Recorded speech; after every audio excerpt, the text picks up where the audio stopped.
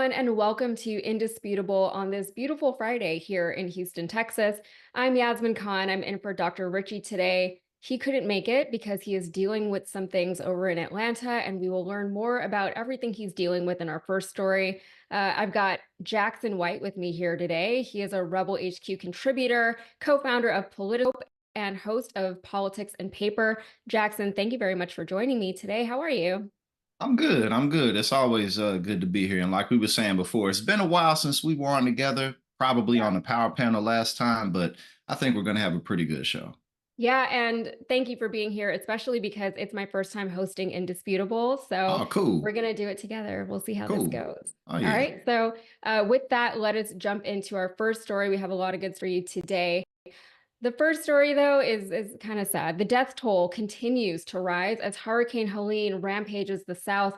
Millions are currently without power, and now the storm is still producing life-threatening flooding. Atlanta has a flash flood warning that's still in effect right now. This is reporting from TMZ about the storm. The Category 4 storm, which weather experts say causes catastrophic damage, first hit northwestern Florida, carrying with it 140-mile-per-hour gusts that impacted the area around the Aliya River in the Big Bend region of the state's Gulf Coast. Helene knocked out power in over 1 million homes and businesses throughout Florida before it rolled into other states such as Georgia, Alabama, the Carolinas, and Virginia. The governors of each of those states declared emergencies while more than 68,000 Georgians lost their electricity. In North and South Carolina, over 310 citizens were without power. Fortunately, now Helene has been downgraded to a tropical storm. Fox Weather's Bob Van Dillen was reporting live on Fox about the storm in Atlanta from Hurricane Helene when he was interrupted by the screams of a woman trapped in her car. Let's take a look.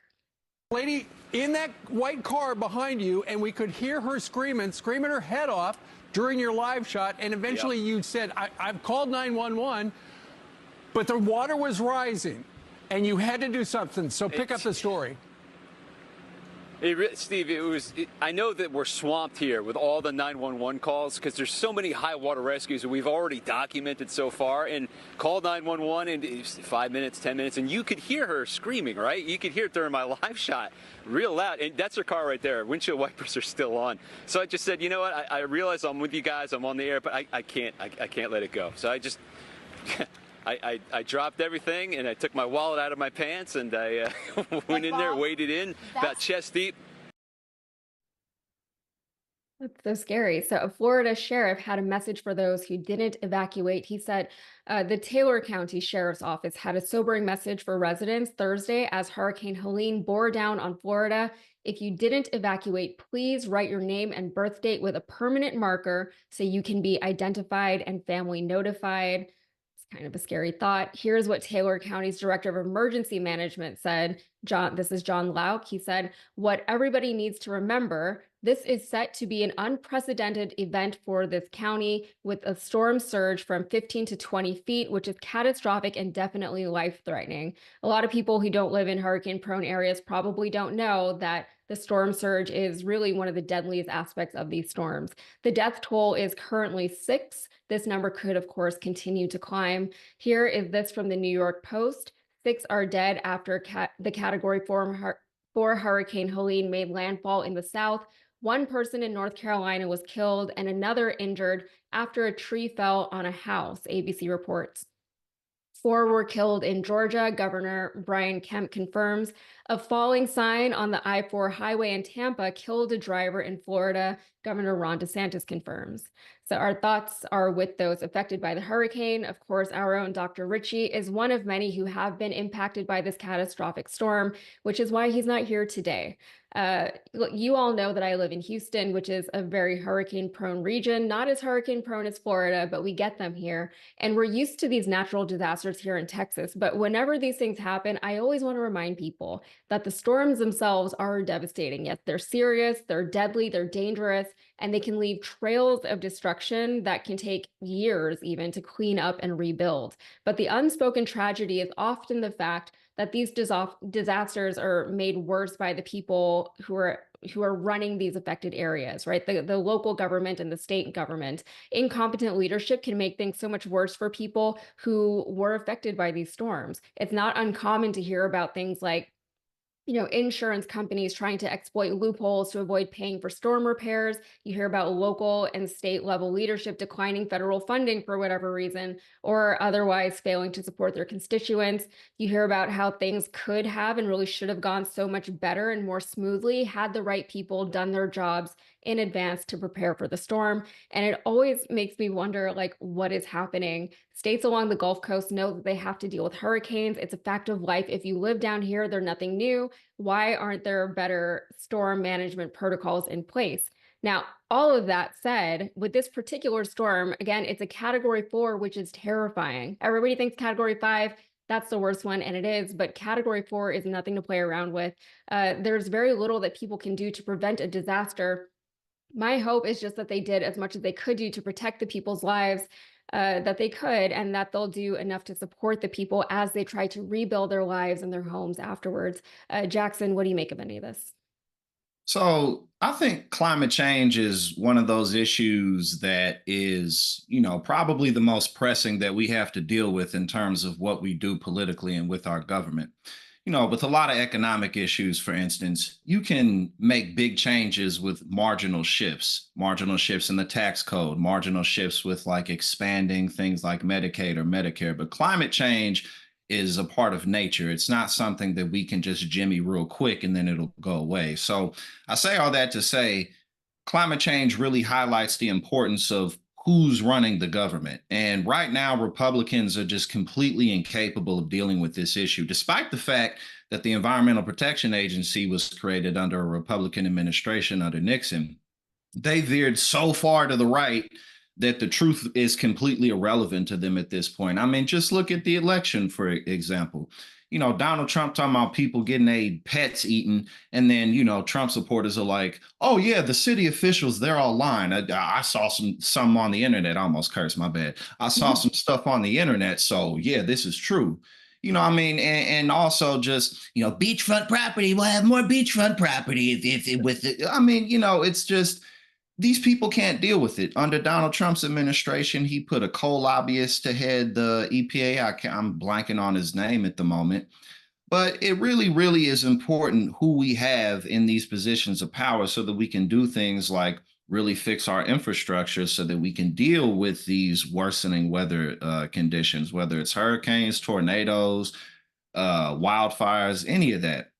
But again, this isn't something we can sweep under the rug. And this isn't something that can be just fixed and gone away with a couple marginal changes here and there. This is something that we really, really need to get on top of, or else our survival really is in balance. Yeah, and to all of your points about climate change, we didn't get here overnight. It wasn't a few marginal things that got us to this point in the first place. It's not going to take a few marginal changes to reverse everything that has been done. This is where we really feel the effects of decades of ignoring what we're doing to our planet and to the climate and all of those effects. This is where, where we're seeing the bigger storms, we're seeing the stronger storms, we're seeing heat. It's still like almost triple digits here in Texas, and it is almost October, and it's becoming infuriating. But also in places like Florida, for example, they're really prioritizing the wrong things over there. And I know we see a lot of it here in Texas as well, but things like they want to pave over the Everglades. They want to keep developing lands and properties. So they're paving over all of the floodplains. They're getting rid of any kind of natural shade where we would get from the trees and things like that. So a lot of these capitalist driven policies that are coming from a lot of times from Republicans, not always, sometimes from Democrats also, but a lot of times from these Republican governors, it's really hurting the people who are living in these places. And you have to wonder, at what point are they going to say it's not profitable anymore if we keep letting people die and if we keep letting all of this property damage happen? So maybe the money will catch up with them at some point to where they want to make some kind of change. Any final thoughts, Jackson, before we move on to our next story? Well, I think when to answer the question that you asked, when will these people change their minds, or when will it be enough? Never, because this is how they make their money. So changing and switching things up. If you don't care about the environment, if you don't really care about the future, if you're completely self-absorbed, then what difference does it really make to you? You're not going to live forever anyway. So, again, I think that that's why it's really critical that we pay attention to politics more than every 4 years. Because just lastly, the president's job really essentially is to keep the country stable and safe. And then there's all this other government going on, all the way down levels into our backyards. And Americans, for the most part, really are not involved in that process whatsoever. And what a difference could be made if we were. And all we got to do is do it. So that's the importance of education. Yeah, I always tell people you got to vote local. I know like the presidential elections get a lot of press coverage, but you got to vote local and at the state level. All right, but let's move on to our next story. Mirando Salmon was shot and killed by two officers without a warrant after being woken up in his bed. Salmon's family filed a lawsuit against DeKalb County, and the two former police officers, Russell Mathis and Jordan M. Vance, they have been accused of violating his constitutional rights by entering his home without a warrant. We have some reporting here from the Atlanta Black Star breaking it all down for you. The incident took place on November 4th, 2022, after DeKalb County police received a call about a stolen car parked in a residential driveway. The car had been stolen from a dealer weeks earlier after it was taken for a test drive and never returned. Mathis and Vance pulled up to the home and spotted the car in the driveway. They then walked up to the front door and knocked, but there was no answer. However, the door was unlocked, so the officers just walked into the home despite not having a warrant because they believed a departmental policy allowed them to do so. The claim states they searched the first floor of the house and found nobody before making their way upstairs into Salmon's bedroom. Salmon 36 was asleep, but sat up in his bed upon hearing the bedroom door open. Within seconds, Mathis fired 6 rounds, 4 of them striking Salmon, killing him. The Georgia Bureau of Investigation took over the investigation and issued the following statement on November 5th, 2022, the day after the shooting. It said, preliminary information indicates that at approximately 11 p.m., uniformed officers responded to a report of a stolen vehicle parked in a driveway at 998 Autumn Crest Court, Stone Mountain, Georgia. As the officers were conducting their investigation, they encountered a man inside the home. The officers identified themselves and issued commands. The man did not comply, reached for a nearby handgun, and was shot by the officers. He was taken to Grady Memorial Hospital, where he died later. The GBI then issued the following statement on December 6, 2022, acknowledging Salmon never reached for a gun. Mathis was indicted on charges of involuntary manslaughter, a felony, and reckless misconduct, a misdemeanor.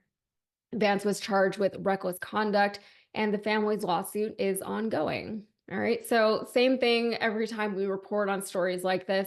A lot of law enforcement and our justice system is retroactive, right? So we can do all these things, we can get justice for Salmon here and for his family, but he's already dead, and the reason why he died, it doesn't make any sense. Even if he had stolen the car in the first place, it doesn't mean that he needed to die over it. He should have gone to court and get his due process, et cetera, et cetera. So you hope that in continuing to prosecute cases like this, that it makes things easier going forward, that in the future, people, in this case being cops specifically, are deterred from behaving in certain ways. So I think that's the best case scenario in a case like this. What do you think, Jackson? So, firstly, I got a couple things. Firstly, this is another example of local elections, local politics. Oftentimes, anger can be misplaced, even outside of politics and just everyday personal social situations. We can misplace our anger, but right in our backyards is where there's an opportunity to make a difference here with this issue. Secondly, I want to point out how culture is created through repetition of behavior.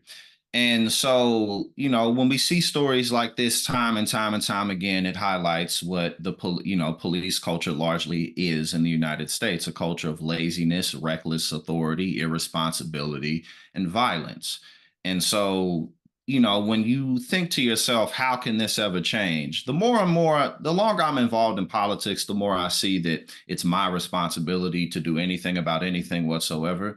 And the power in that, because you really have to dedicate your life to something, So if this is one of your most important issues to you, police violence, police reform, then you got to dedicate your life to it in some form or fashion. And it doesn't even need to be like as big of a commitment as it may seem.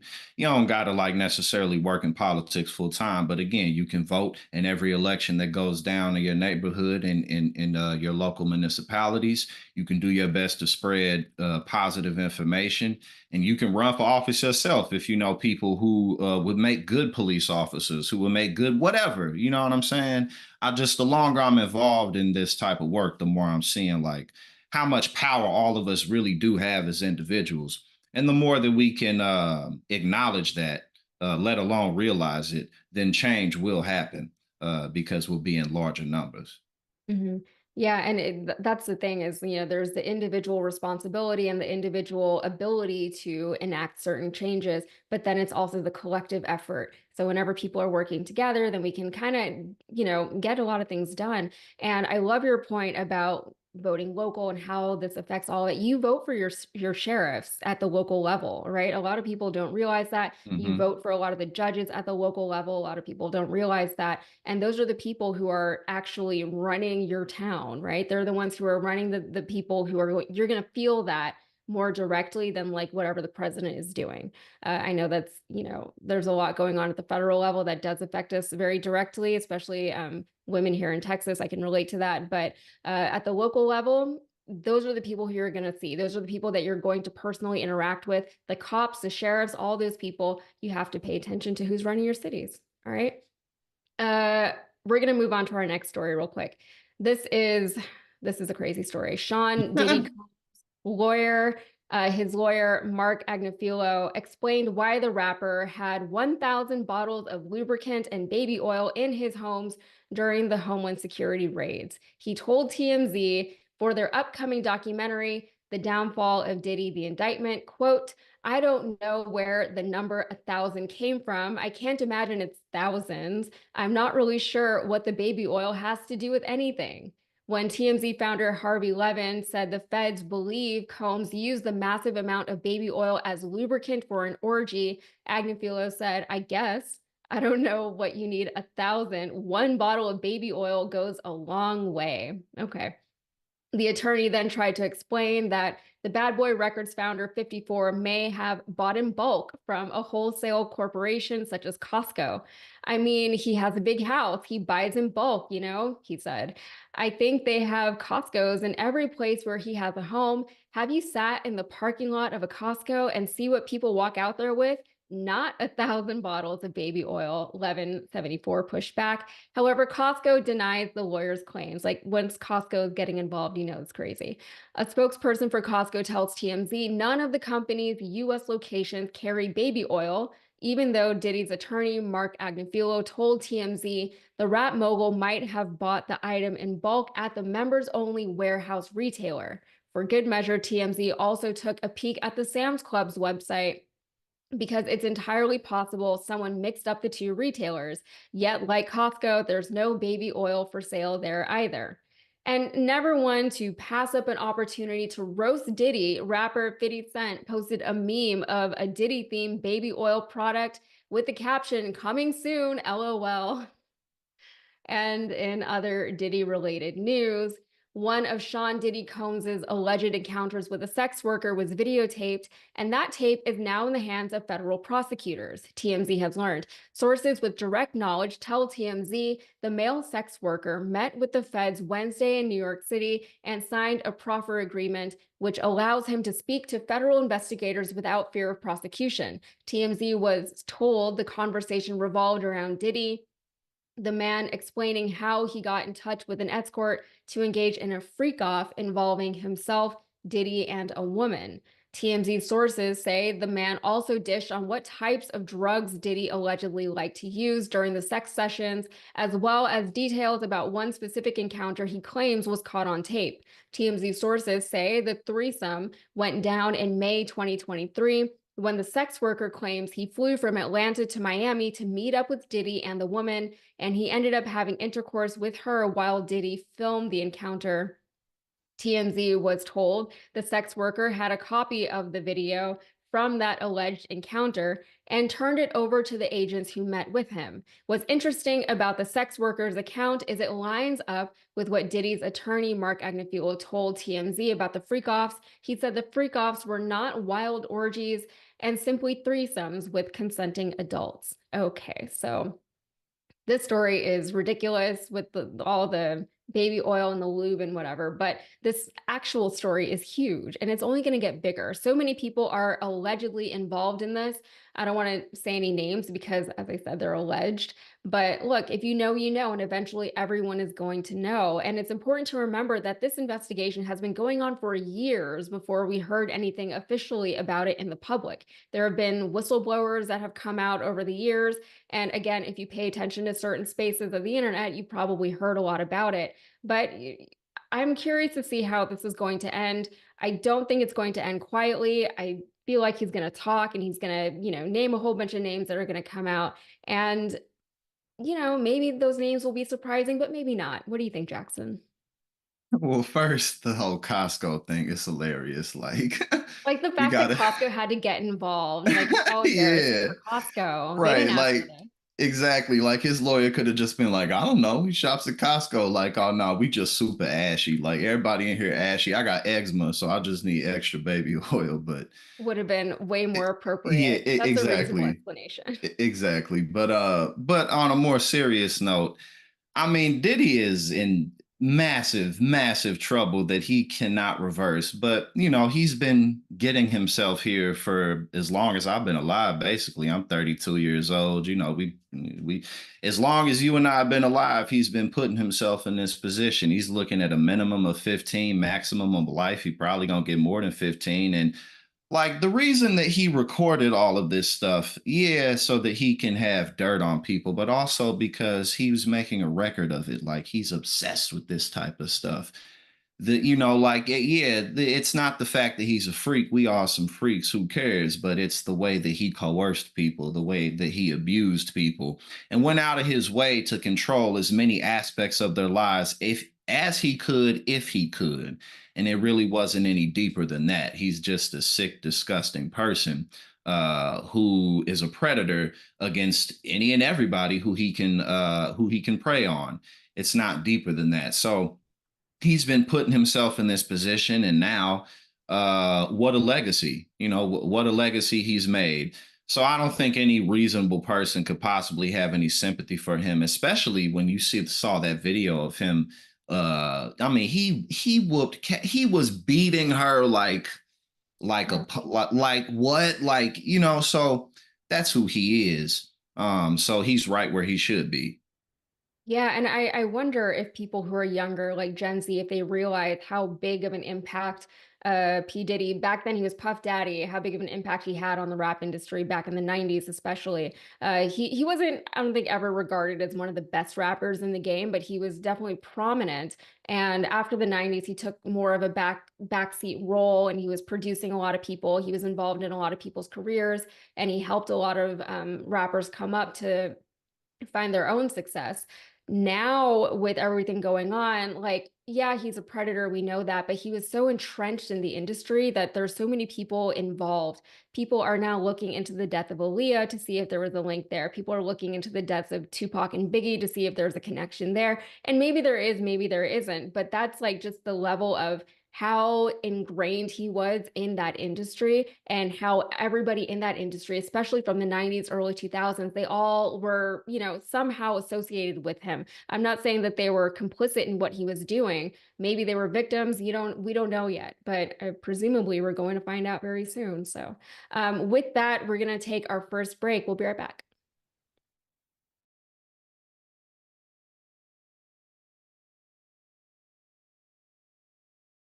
Now, I'm going to do something very different here and read some one-star reviews of the Young Turks on Apple Podcasts.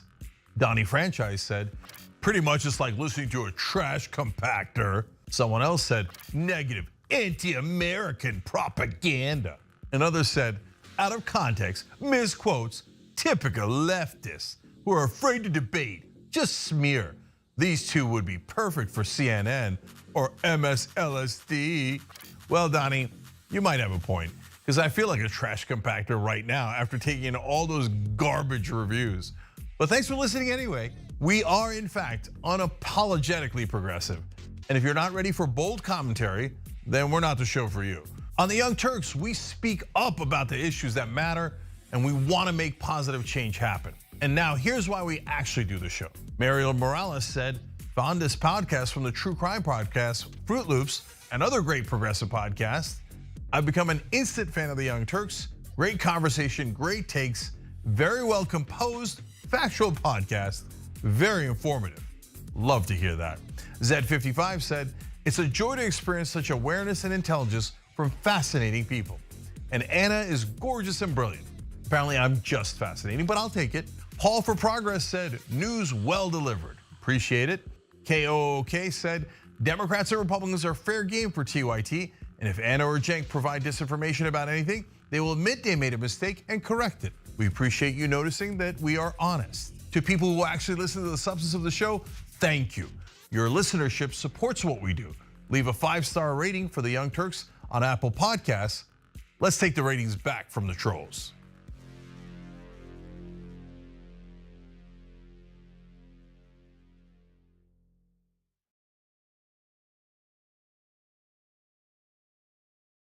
Everywhere you look, things are getting more expensive. Here at TYT, we understand this. That's why we're not going to price gouge you or use inflation as an excuse to raise our prices. A TYT membership is not your typical subscription, but basic membership is still just $4.99. So what do you get for that price? For starters, you're getting exclusive programming, unique, exclusive designs from Shop TYT, access to a members-only chat, giveaways, emojis, and so many other amazing perks. But most importantly, you're helping to make an impact. As a TYT member, you not only help us do the shows every day, but you drive real positive change in the process.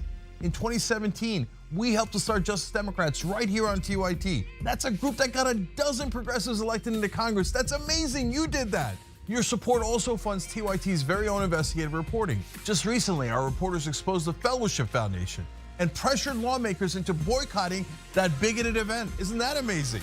We raised over $30,000 for Jackson, Mississippi, and delivered clean water to thousands of people in need. Our petitions, polls, and community of activists help keep the corruption of Washington in check. That's the impact of what just $4.99 a month from our members can do, and we're just getting started. Positive change doesn't occur overnight, but with your contribution, we can make it happen together.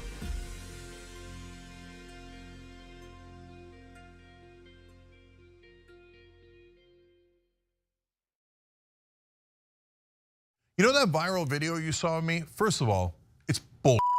Second of all, they got it from a snippet of the live show. You should check out the live show so you see the full context of everything we say. Weekdays, 6 o'clock Eastern, Young Turks on YouTube or wherever you get TYT.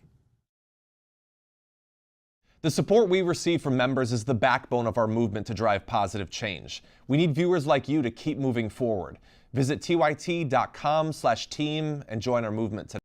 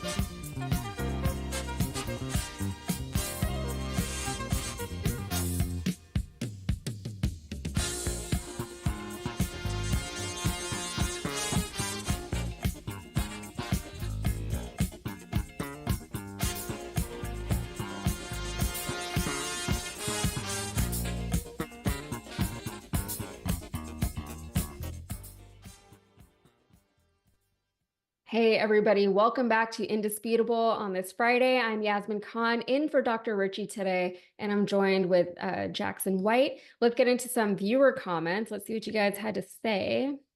I'm always so bad at reading these comments because I never find them. Okay. Oh, time for the best show on the channel. That's from Wang Jun. Also from them, I don't know how close Dr. Richie lives to the storm, but I hope he is doing okay. This storm looks absolutely terrifying. And yeah, we hope the best for him. I'm not exactly sure what his exact situation is, but I hope he's doing okay. It's these things are nothing to play around with. More thoughts for Dr. Richie from Will73. Hope Dr. Richie's okay. Yaz and Jax, what's up? What's up? Keep the main thing 100. Let's see. Hope those affected by Helene get a ton of support. Damn, that's from Jan Morgan. I also hope they get the support that they need. A lot of times it can just make the whole experience worse for people, and it's already so devastating. So as far as the man who was shot after officers entered his house without a warrant from Jamie Loons, why does it take 2 years for something like this to happen? Sometimes like the criminal prosecutor, like it all just takes some time, and sometimes it's better that way because sometimes these things need to take time. He has to go through the right processes so that it's legitimate. But I do feel like we could have heard something come from this before, at least as far as, from the police departments. They could at least come out and say this shouldn't have happened, right? We know that, but they're not going to, because the minute that they admit any kind of liability, then they shoot themselves in the foot. Yeah, Yaz and Jackson and Yaz, what a sweet team. That's from Progressive Boomer 57. Thank you very, very much. Oh yeah. I think the Yeah, show's going well. all right, so let's move on from that. All right, y'all. I wish a Karen would. You want to call the police on them for having a barbecue on a Sunday. I feel free! Back off! I'm going to tell them there's an African-American man threatening my life.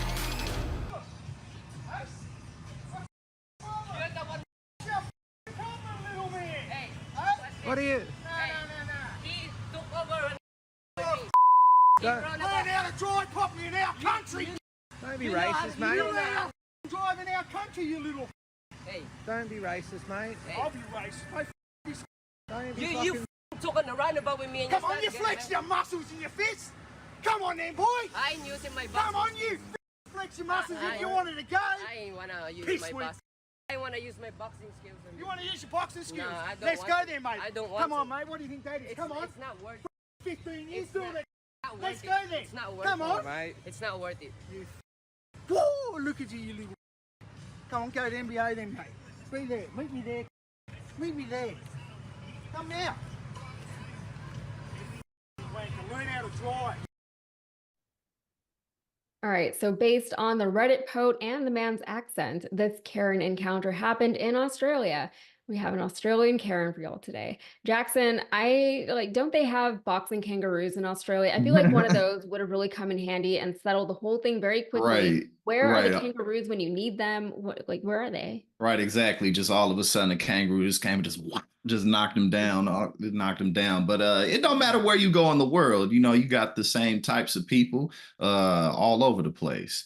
It was very unfortunate to see this, but at the end of the day, because if this was America, I was gonna be like, oh, no, you can't be doing stuff like this because everybody got guns here. So, just keep on driving. But it's unfortunate that this is possible for people to behave this way, think this way, be this way, no matter where you go. And right now, right-wing rhetoric, right-wing culture has been spreading more and more around the world. So, hey, this is just what this is. Yeah, and what's interesting about it is this is Australia, and he did mention things like go back to where you came from. I think the guy was Malaysian that he was addressing, and it's just funny because Americans, just like Australians, South Africans, all kinds of people, everyone, unless you're a native, you're an immigrant at some point. Your people came from there. It's the same thing, and the same kind of white entitlement that you see in these places. Australia, I'm not going to lie, I've never been to Australia. I don't have any particular want to go to Australia. I think it looks like the wildlife freaks me out a little bit. It scares me. I hear the birds will attack you. If this is like Australian slander, I'm sorry. If this is not true, I apologize. But I don't know what goes on down there, down under, and I don't necessarily want to find out. So Those are Yeah, my no, unsolicited thoughts on Australia. yeah, that's a good point though, in terms of whether you're in Australia or here, people like go back to where you came from. But this has always been a nation of immigrants. Wasn't that long ago before Italians and Irish people were not considered to be white or weren't considered to be a part of the main white group, and now they are. So you got Latinos for Trump. You got a whole lot of people who are racist against themselves. But so yeah, I think that was a good point, because Australia is the same. There were original people there, and then here came Britain. Yeah, and they were the criminals and the convicts. And to be Yeah, fair, yeah, not the all of penal them were colony. actually bad criminals. Like a lot of I know the British Empire sent a lot of Irish people to Australia just because they didn't like the Irish people. So there is a lot of that happening, but just know your history and just, resonate with it and live your life accordingly, but don't act like you're something that you're not. So that's how I feel about that.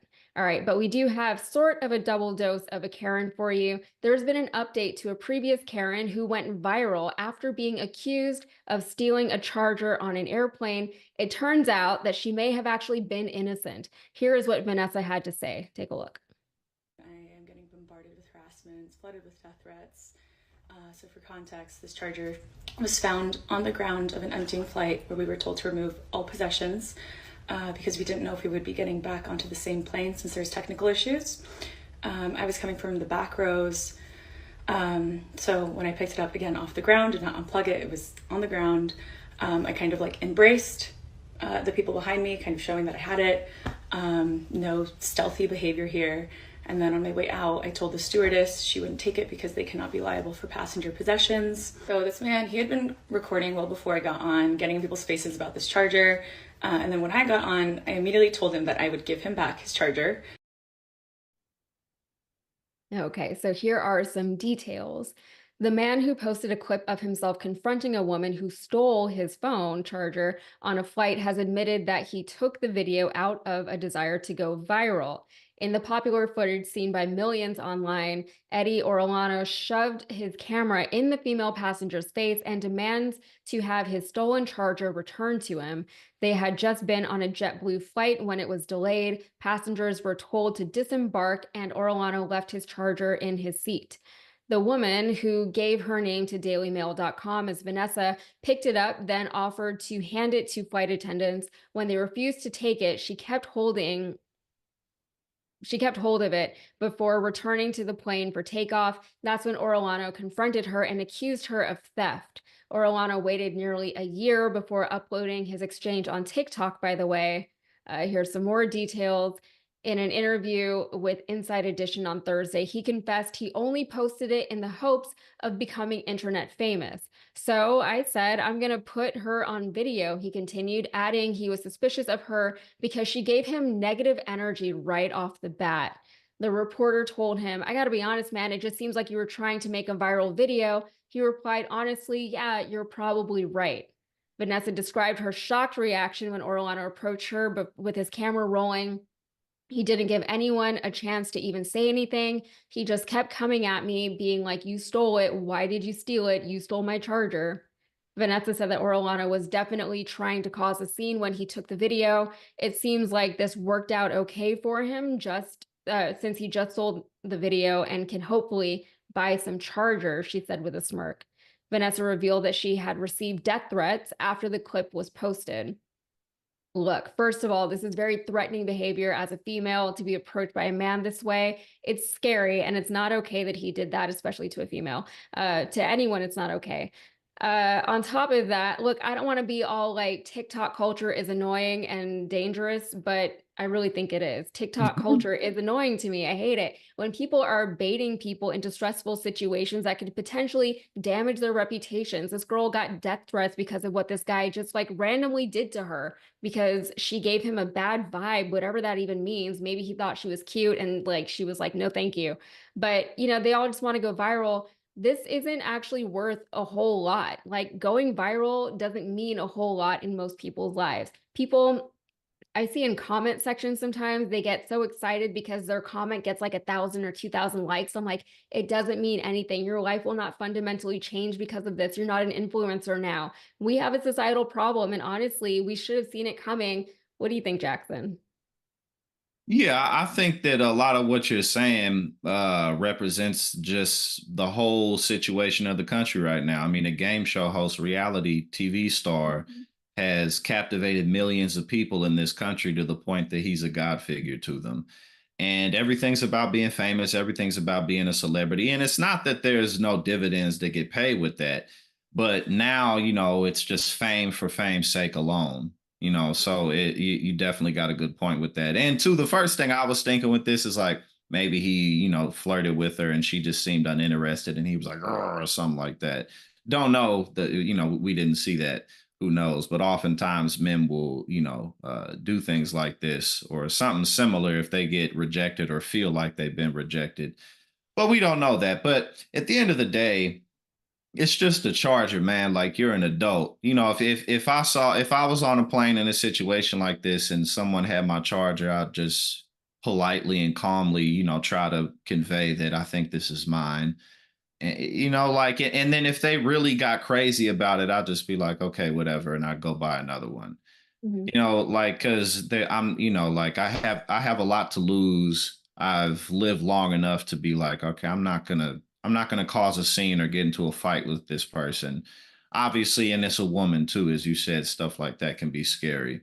But yeah, I think the biggest highlight of this whole story is just kind of the influencer TikTok culture that has really gone too far in this country, and it can impact people's lives, such as he Yeah. getting death threats and stuff like that. Yeah, and I'm really trying not to be like this, disgruntled millennial who doesn't like social media, but I am that disgruntled millennial who does not like social media. And I always say, you're welcome to follow me on my Instagram, but if you do, like, you're not going to get a whole lot from me. I think the last time I posted a picture on my actual feed was, I don't know, months ago when I was in Boston, whenever that was. And then even on my story, like, it's nothing, it's just like stuff I'm doing around my house. So it's really not exciting.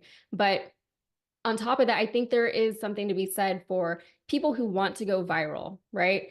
What do they think they're going to get out of that, right? I think it's very easy whenever we're online all the time to get this idea that the world is a lot smaller than it actually is, as far as, different circles and groups of people, right? You can have 20 million people watching a live stream, but when you go out into the world, maybe you run into someone who is just like never even heard of what you're talking about.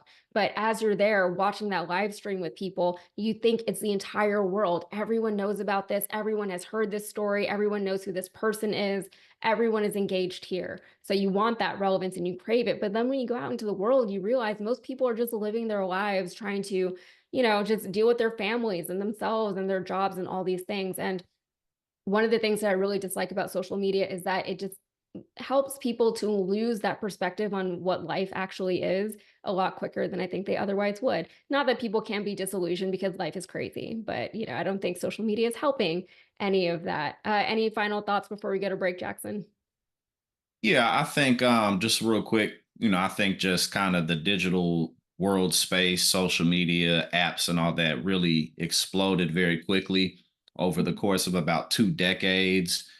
So much to the point that a lot of what we learn and what we experience comes through some type of an application. And there's a lot of positives and things that are good about that. And you pointed out a lot of the things that are bad. But I think that going forward, we have a lot of metadata that we can look at, a lot of research that has been done and will continue to be done on how we can have more of a balance in our lives, especially now that kids are using these types of platforms from the time they're 1 and 2 years old. So Mhm. I think that there's a lot of room for growth, and typically that's what people do. People figure things out. Overall, I believe in humanity, so I think this is just another issue that will rise to the challenge to meet. Mhm. Yeah, I mean, I can talk all day about how much I don't like social media, but I won't anymore. We're going to take our next break. We'll be right back.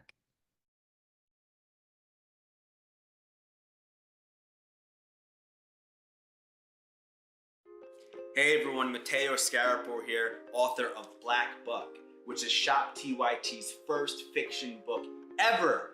I'm honored. So, Black Buck is about a young man named Darren who's living in Bed-Stuy, Brooklyn.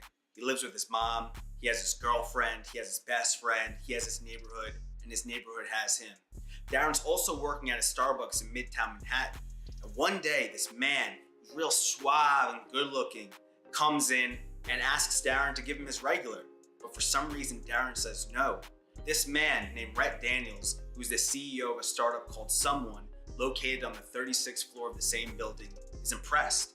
And he invites Darren upstairs, and then he extends an offer to join his elite sales team. Darren reluctantly joins, and he soon realizes that he's not the only black salesperson there. He's the only black person in the entire company. So he goes through hell and back in order to make it to the top. And once there, he has status, money, power, but he says, you know what? I don't like being the token black guy.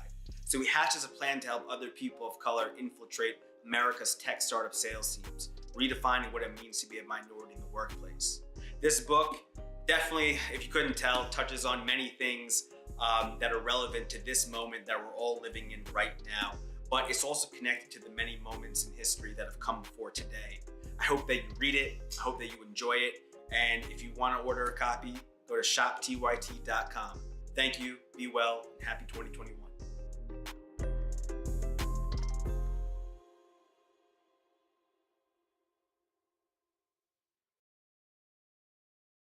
Thank you for being members, by the way, of either TDR or of TYT. We really appreciate it. We could not do this, without you. Would I still be here without you? That is an open question.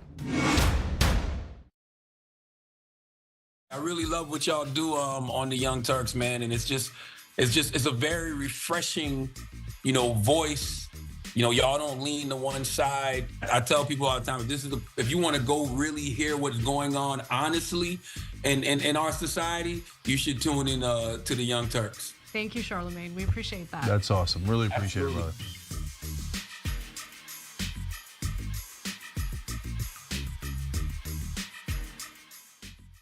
The rest of the news media says you should not fight for positive change. If you do, you're not really a reporter or a journalist, because reporters and journalists don't care what happens. I don't agree. That's not written anywhere. That's not a law. It's just a rule that they invented so that reporters didn't actually challenge the people that are in power. Well, we don't agree with that. We think we should challenge the people in power, that actually makes you a better journalist, not a worse one. Hi, I'm John, and I'm new to TikTok, but about 3 years ago, I started my daily political news show, The Damage Report, because I noticed this trend where every morning I was waking up to this tsunami of news that was just generally dreadful and horrifying and shocking, and I thought that if I could spend my time helping people to navigate this, serving as a bit of a life raft, pointing out which news is important and why, there are worse ways to spend your day. We're not an average news show, and we don't want our TikTok presence to be average either, so feel free to let us know what you'd like us to do on the platform, and maybe give us a follow at The Damage Report. All right, Amazon Prime members, here's how you can subscribe for free on Twitch. Start by linking your Amazon Prime account to your Twitch account, and then click that little subscribe or resubscribe button below the stream on Twitch. Scroll down and select the subscribe free with Prime button, and then you're finished. Close out immediately and share your little subscription alert with the chat. Send a cute message along with it, and bathe in the sweet, twitchy, Bezos-funded love. Hashtag Bezos Bucks.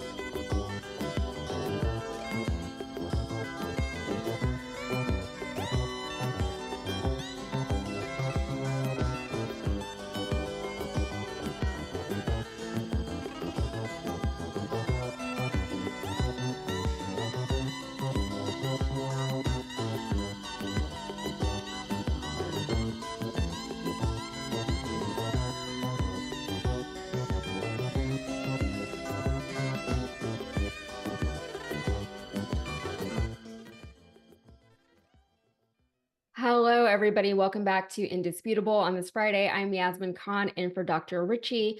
Let's get to some viewer comments before we get on to our next story. C. Michael Hinson says, is it me or did anyone else want the accosted driver to self-defense this male Karen down to the ground? People just need to chill. Accidents happen even to people who know how to drive. It's true. It would have been very cathartic to see something happen, but I don't like to encourage violence because you never know like what kind of people you're dealing with. You know, it's so scary. Maybe I'm talking from the perspective of a very small female, but it's scary out there. Yeah, see Prince Reborn Dragon says, it's so simple to act right. I don't get it. Confrontations are too expensive. The juice is never worth the squeeze unless you're protecting someone from something serious. I absolutely agree. And also, yeah, I live in Texas. Like, I think Jackson, you mentioned that people here have guns in Texas. Like, Yeah, it's not you worth never it. know. It's not worth it. Cray Cray Souffle, that's a fun name, said, correct, that Aussie Karen didn't realize his people came from the UK and a descendant of criminals. Australia used to be a prison island for those naughty Brits. Laughing emoji. I appreciate the laughing emoji. And Winter Scoop said, rule number 3, the internet is not your personal army, in regards to the guy who tried to manufacture a viral moment which resulted in a woman getting death threats against her. Yeah, absolutely. It's a crazy world we live in. So on that note, let's jump to this next story. The punishment has been dished out for the white high school football players who allegedly scrawled racist slurs on a black teen's car. They're being benched for a game. That's it. They're just being benched for a game. A Michigan high school surrounded by racist hate speech over the past 4 years is facing another episode after white students allegedly drew KKK and Nazi symbols on minority students' vehicles. Here is reporting from Atlanta Black Star.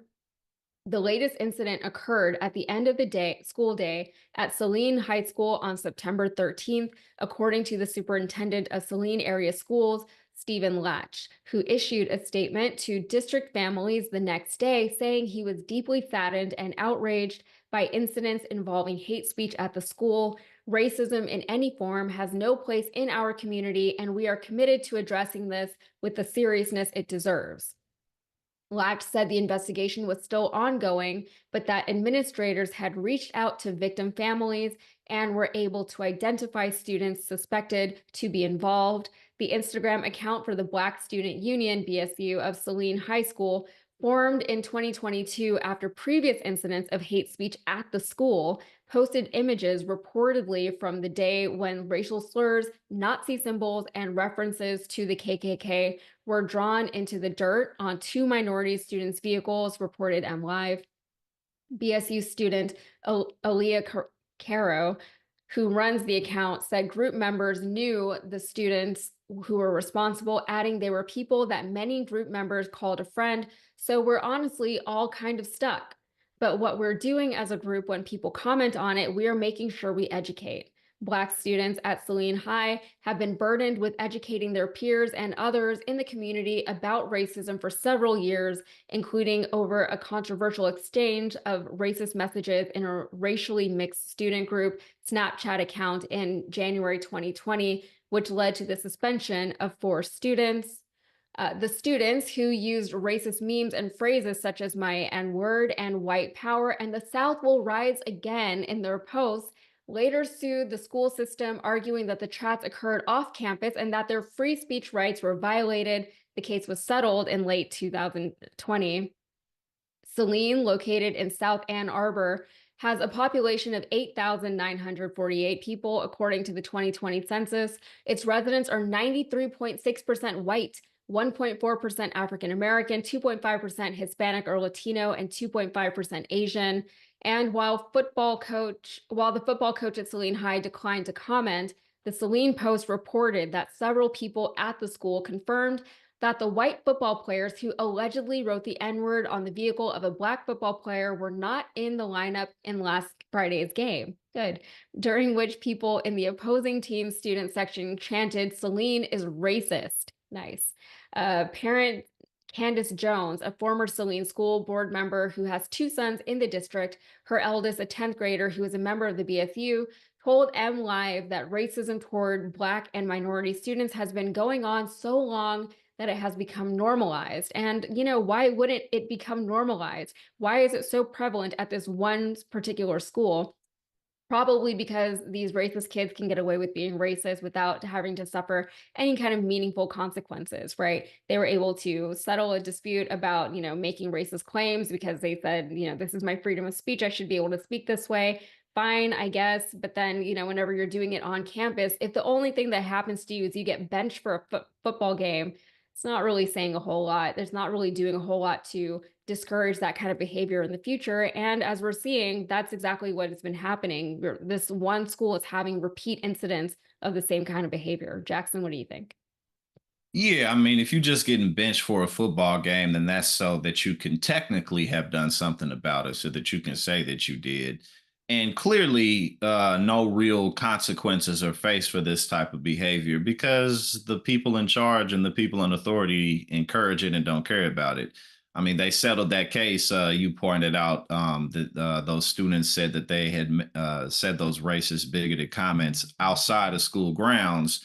So, like the school was infringing upon their First Amendment rights and they settled the case. So this is something that this community is fighting for. Like, I want to be openly racist. I deserve to do this. This is what I want to do. It's my right. And a lot of this obviously is encouraged through our political system, through the media sphere. Look at what Fox News, Newsmax, all of that every day. Rush Limbaugh, who's, he's passed away now. But all of these people, the examples, Alex Jones, all of this stuff makes a difference. 100%. So, you got a 93 point something percent white student body. I think this will definitely continue. And keep in mind as well, unless real consequences are made or have to be faced, then this type of attention, like they like it. They like this attention, like, because it's like, oh yeah, I must be doing something right. I'm fighting for a cause because they got a problem with it. So they thrive off of this type of stuff. So unfortunately, we'll probably be seeing more of this for sure. Yeah, and things like the South will rise again. The South never rose up. That was right. shot down. It was shot but they down still mad about it. All they're like, think about that though. Think about that. Years ago. Yeah, and it still continues. So and just real quick. Trump loses, which he almost certainly will at this point. MAGA is not going to get over their passion for him. You know what I'm saying? Like, it's not going to disappear. So these people have never gotten over the lost cause, and it continues to this day. Yeah, I always I don't want to be like, I find racism fascinating because I think it's just dumb. And I've said that before on this show or in others, but I really think that it says a lot about the people who, if you're the only way that you can rationalize that you are better than anyone, than any group of people, is because I was born this one specific way. That's not really saying a whole lot about you. If you have nothing else to offer apart from the fact that you were born as like a white man or just a white person in general, and that makes you better than anyone, it's really, really sad for you. Not for me, but for you. And I think that that's kind of the root of everything, is they feel entitled to some kind of special treatment just in general in the country. They deserve to be in power. They even said white power, the same kids. So, and it's based off of nothing. They just say that they deserve to have it. And I think that's why, especially, you see a lot of racism in places like the South. You see a lot of racism in places that are impoverished, because these people are living in poverty, but they still need to feel like they deserve more than that, just by virtue that they're white people. So we're going to take another break. We'll be right back.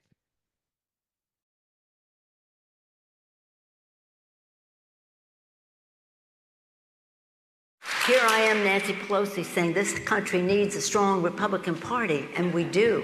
No one is representing what I call the silent majority, which is about 2/3 of this country, indisputably progressive. But now we say the time has come for regime change in American television. The Young Turks Network. You have the Young Turks saying this is the time to fight for our values. Young Turks is the oldest left media institution, I believe, that there is. Real front runner in the online media space. You guys might know us. biggest online left-of-center outlet that exists. All of you know the Young Turks. People from this district heard about Justice Democrats by watching your show. Thanks to the Young Turks for covering Trayvon Martin's case early on when few people were covering. They don't stop, I won't stop. Racism won't stop, so I won't stop. Species are at risk of going extinct. Major media outlets did not dedicate much time at all to that. We reached a whole heap of people with our progressive message. We're not the Young Turks, you're the Young Turks.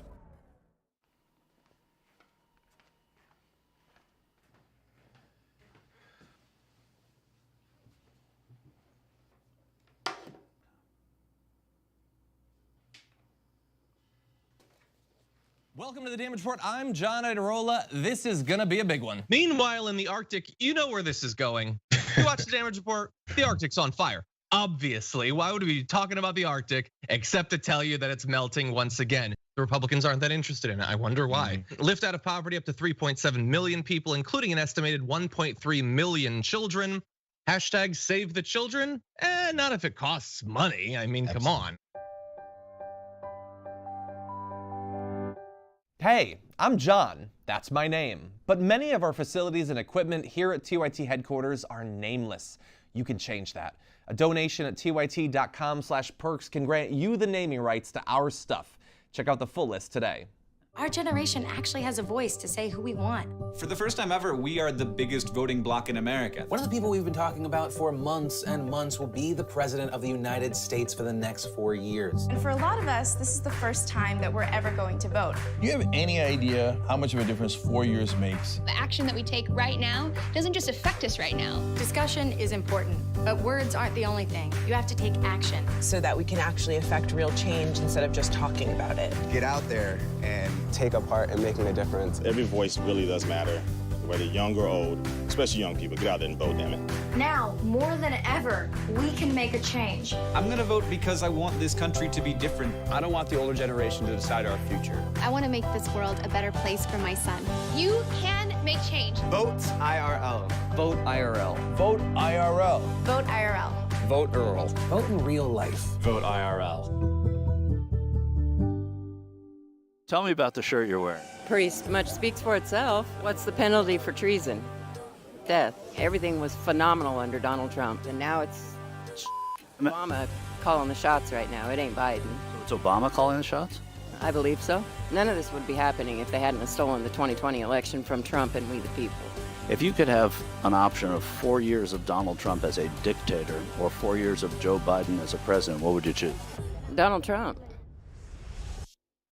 Joe Crowley is congressman from New York. He's very powerful, arguably one of the top Democrats in the House. But there's someone finally challenging him, Alexandria Ocasio-Cortez. The election is today. If she wins, David beats Goliath. Alexandria Ocasio-Cortez has defeated Joe Crowley. You made that happen. You're David. You just beat Goliath tonight. 2018 is a warm-up act. Wait till you get a load of 2020.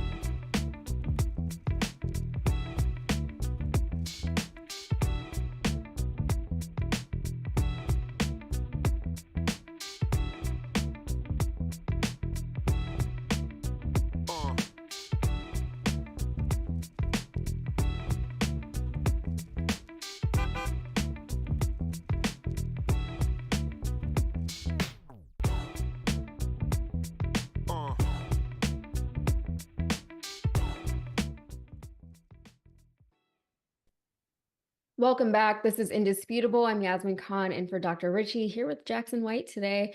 Let's get to some of your viewer comments. Let's see. This is in regards referencing to the story about the racist slurs on the Black teens' cars. Nastasia says, those aren't friends, those are Nazis. I also thought that was weird when the student in the BSU was saying that, some of these people who did this racist stuff, those are our friends. So we're all kind of in a tricky situation. Those are maybe not people you need to be friends with. V. Brown says, unfortunately, there are teachers that promote racism. It's not going to stop. Yes, right? Even the issue where they were, saying racist things on Snapchat, maybe that wasn't within the purview of the teachers to do anything about, but we're the parents, right? You have to assume that the parents and the adults in these students' lives are just as bad, if not worse. And, where do the kids learn it from? You can learn a lot of stuff from the internet. You can learn a lot of stuff from the media that you consume, but a lot of that starts at home. Moni P. Dragon says, once again, saying racial slurs for absolutely no justifiable reason. Leave us alone, please. For real. Like, people are just trying to live their lives. People are not trying to get mixed up in whatever else people are trying to mix people up in. If people just did a lot less, then I think a lot more people would be happy. So let's move on to our next story. With that, let's see, what is our next story? Sorry.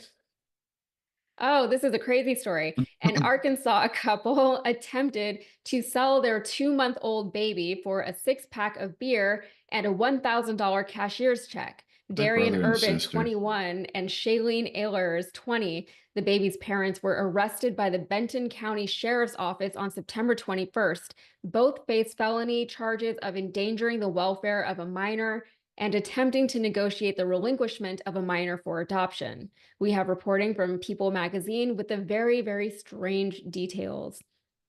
On Saturday, September 21st, the Benton County Sheriff's Office received a call from the manager's office at the Hideaway Campground and RV Park in Rogers near Beaver Lake in the Ozarks. The caller said that the parents of a 2-month-old baby tried to give up their baby in exchange for a 6-pack of beer and then the money, the affidavit alleged.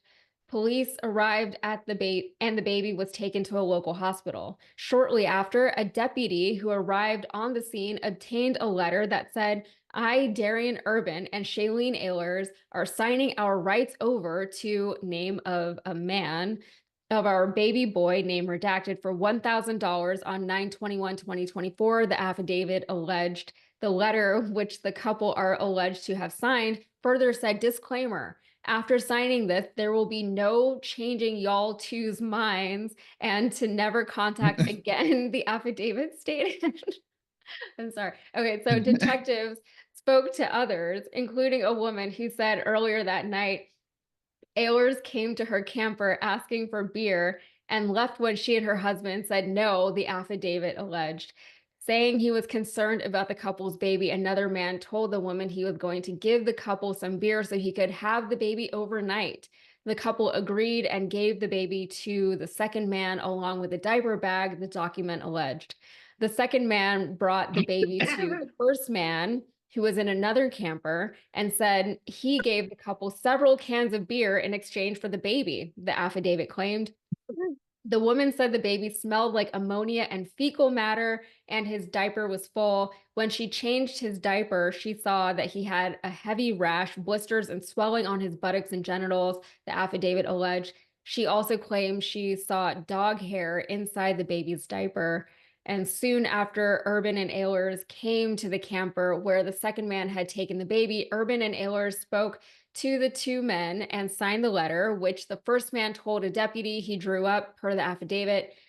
The first man said he gave no money to the couple, but told them he would get them a cashier's check for $1,000 on Monday, the affidavit alleged. Urban was released from jail on Monday, September 23rd on $50,000 bond. According to online jail records, Ehlers remains held on $50,000 bond. The Arkansas Department of Human Services is caring for the baby.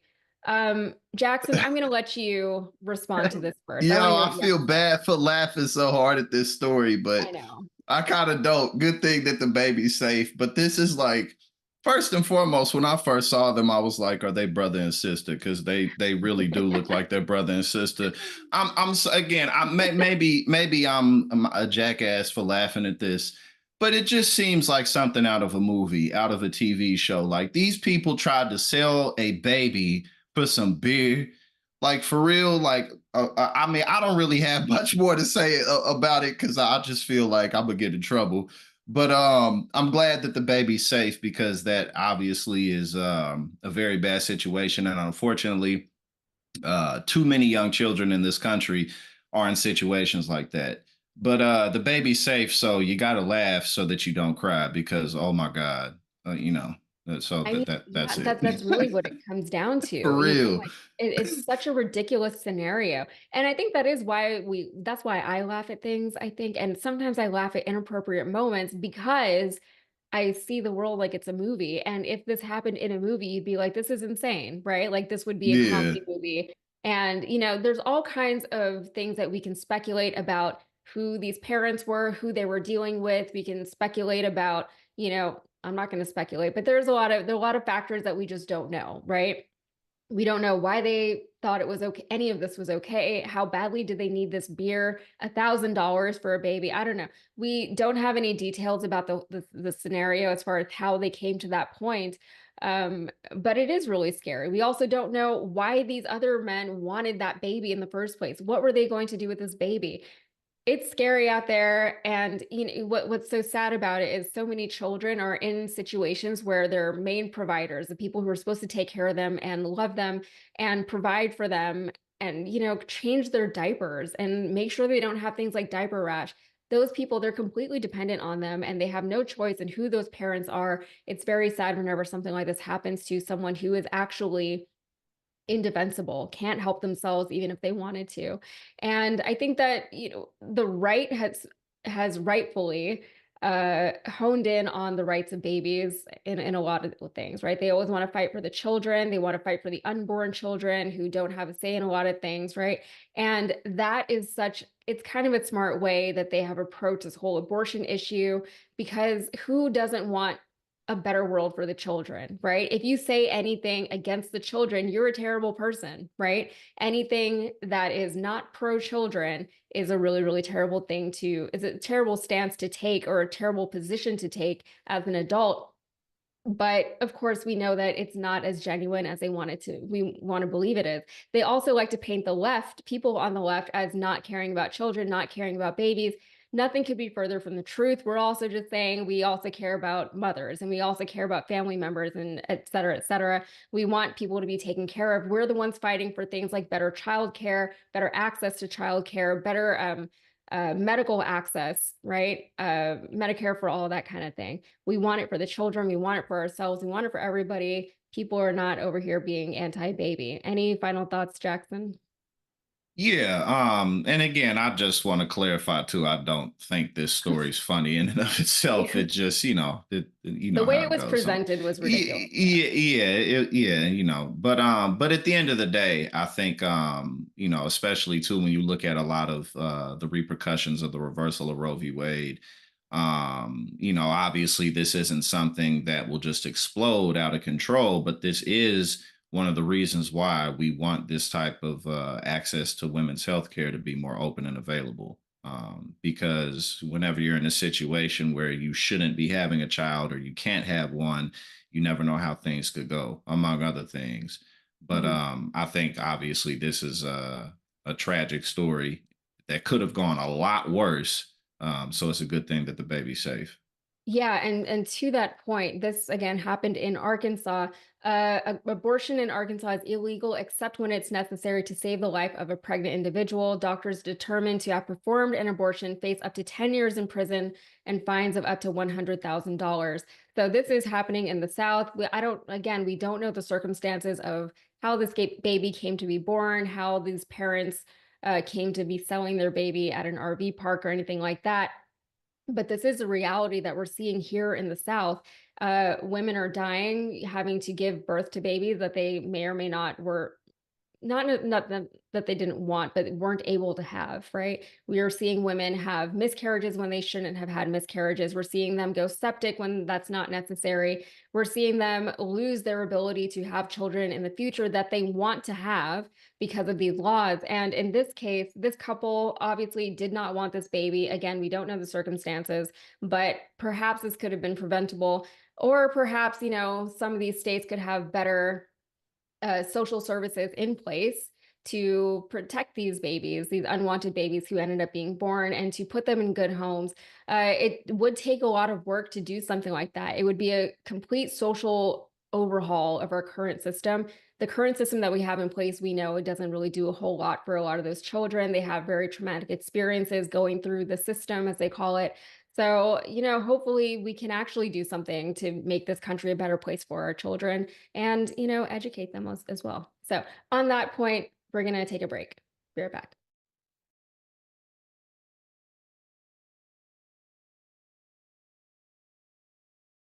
Now I'm going to do something very different here and read some one-star reviews of the Young Turks on Apple Podcasts. Donnie Franchise said, pretty much it's like listening to a trash compactor. Someone else said, negative, anti-American propaganda.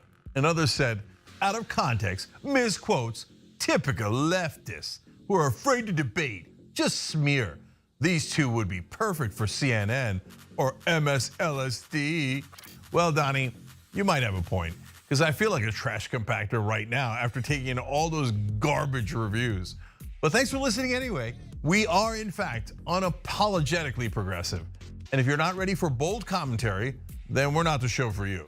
On the Young Turks, we speak up about the issues that matter, and we want to make positive change happen. And now here's why we actually do the show. Mariel Morales said, found this podcast from the true crime podcast, Fruit Loops, and other great progressive podcasts. I've become an instant fan of the Young Turks. Great conversation, great takes, very well composed, factual podcast, very informative. Love to hear that.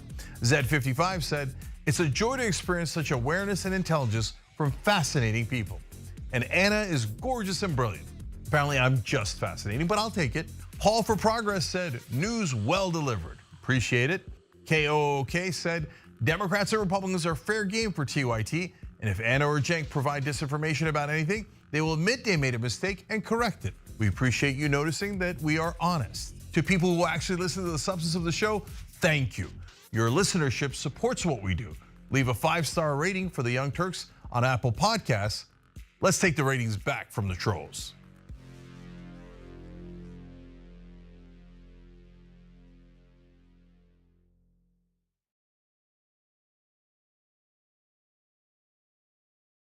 Everywhere you look, things are getting more expensive. Here at TYT, we understand this. That's why we're not going to price gouge you or use inflation as an excuse to raise our prices. A TYT membership is not your typical subscription, but basic membership is still just $4.99. So what do you get for that price?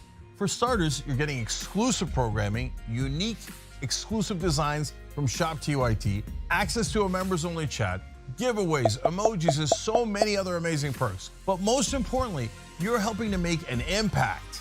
As a TYT member, you not only help us do the shows every day, but you drive real positive change in the process. In 2017, we helped to start Justice Democrats right here on TYT. That's a group that got a dozen progressives elected into Congress. That's amazing, you did that. Your support also funds TYT's very own investigative reporting. Just recently, our reporters exposed the Fellowship Foundation and pressured lawmakers into boycotting that bigoted event. Isn't that amazing? We raised over $30,000 for Jackson, Mississippi, and delivered clean water to thousands of people in need. Our petitions, polls, and community of activists help keep the corruption of Washington in check. That's the impact of what just $4.99 a month from our members can do, and we're just getting started. Positive change doesn't occur overnight, but with your contribution, we can make it happen together.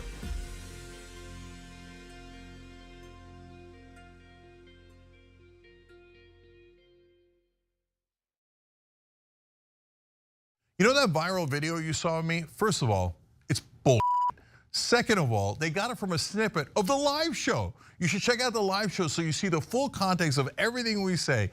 Weekdays, 6 o'clock Eastern, Young Turks on YouTube or wherever you get TYT. The support we receive from members is the backbone of our movement to drive positive change. We need viewers like you to keep moving forward. Visit tyt.com/team and join our movement today.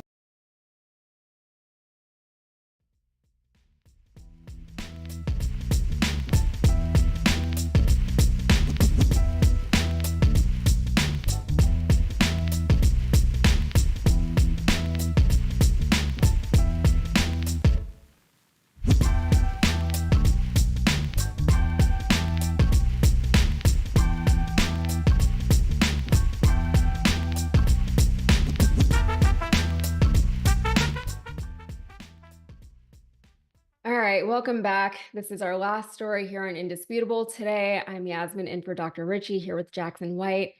Some viewer comments for the high school football player story. The internet is full. This is from Funkin' for Fun. Nice. The internet is full of billions of people embracing the very worst actions of bad journalists. Yeah, the internet is, whenever people get that kind of social validation for bad behavior, it's really, not great for the rest of us. To the couple trying to sell their baby for $1,000 and a 6-pack of beer, Fire said, "Oh my God, so sad. Brain, drug, and alcohol damage. We can only assume," we were talking about it during the break, it had to have been something, right? That's not a thing that a normal person would even think to do, right? Yeah. For the high school players who were racist, Agnostic Sister says the parents are teaching the hate, I would say. Unfortunately, I would tend to agree. And to the couple who tried to sell their baby again, Love Big 41 says, take the child away forever. For real. No, that baby should never go back to those parents, ever, ever, ever, ever. So we're going to move on to our last story of the day. This one's also a little crazy, not as crazy as the last one, though. In Louisiana, a man seen on video running naked through a Winn-Dixie parking lot before getting into an SUV and crashing into it. Crashing it into a truck will face charges as soon as he is released from the hospital, where he's undergoing a psychiatric evaluation. The sheriff's office says this happened on September 25th. What was that, 2 days ago? Cell phone video shows the fully nude man running up to an empty and unlocked SUV. The man bangs on the driver's side window before opening the door and climbing inside. Gross. Shortly after, the SUV takes off in the parking lot, driving in a circle. The SUV then crashes into the passenger side of another truck in the parking lot with enough force to roll the truck over. The sheriff's office says the truck driver sustained an injury to his hand while climbing out through a broken rear window. Immediately after the crash, the video shows the nude man leaving the SUV and skipping away from the scene.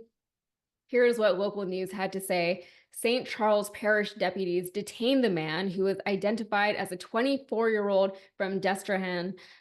Because of his behavior, deputies say he was admitted to the hospital for psychiatric evaluation. Investigators also took samples to test for drugs and alcohol. According to the sheriff's office, once the man is released from the hospital, he will be arrested on an outstanding arrest warrant for charges related to DWI, aggravated battery, and aggravated criminal damage to property.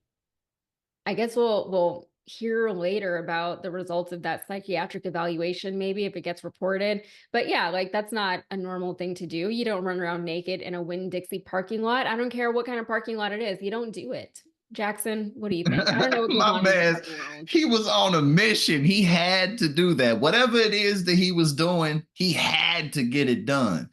Now, this is drugs for sure, for sure and for certain. This is like meth, maybe meth for something, but definitely good that nobody's hurt. But I think this is a story that we can more safely laugh at openly.